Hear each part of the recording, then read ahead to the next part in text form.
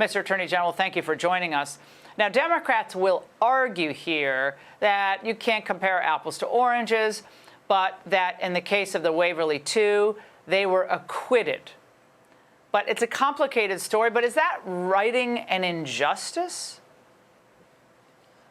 No, I mean, the injustice is what happened to Alan Gibson, who's one of those quiet heroes that Governor Youngkin and I talk about. They put on the badge, they protect our society. He left behind when he went to work that day in 1998, his wife and his young daughter, and he stumbled upon this drug deal, as you noted.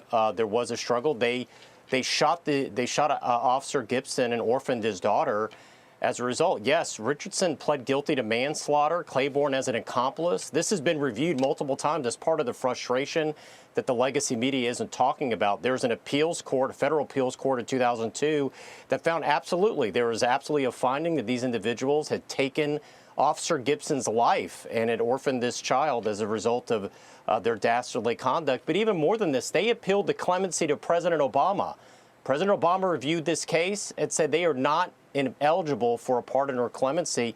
Same thing with this Justice Department actually requested. Are you kidding me? That. I mean, they requested this of President Obama. He turned them down. So Joe Biden, who has this criminal first, victim last mindset, has even more of a left-wing position on this than President Obama. It goes time and time again where they're ignoring law enforcement, not just in the Waverly 2, but I would remind your viewers of what happened with Leonard Peltier, an activist who brutally murdered in cold blood 2 FBI agents, executed him in the back of the head. Let's see the photos of these people. Thank you.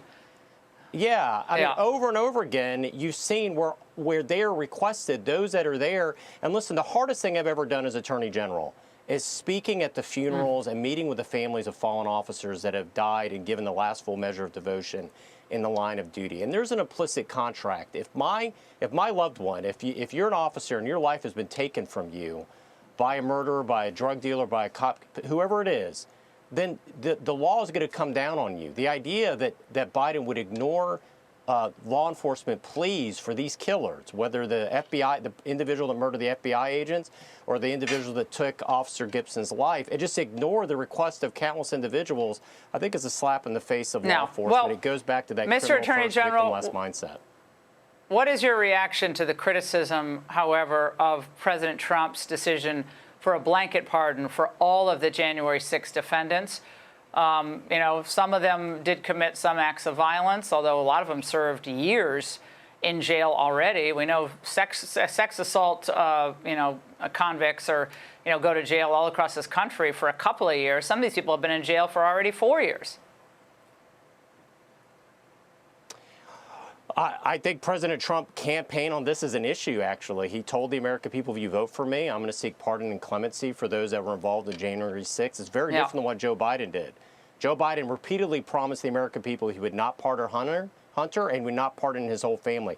He pardoned his brothers, his sisters, almost everybody in the Biden family. I think it's a huge difference between a campaign promise and somebody who looked at the American people, said he would never do it, and then he did it. All right, Mr. Attorney General, thank you very much. Hey, Sean Hannity here. Hey, click here to subscribe to Fox News YouTube page and catch our hottest interviews and most compelling analysis. You will not get it anywhere else.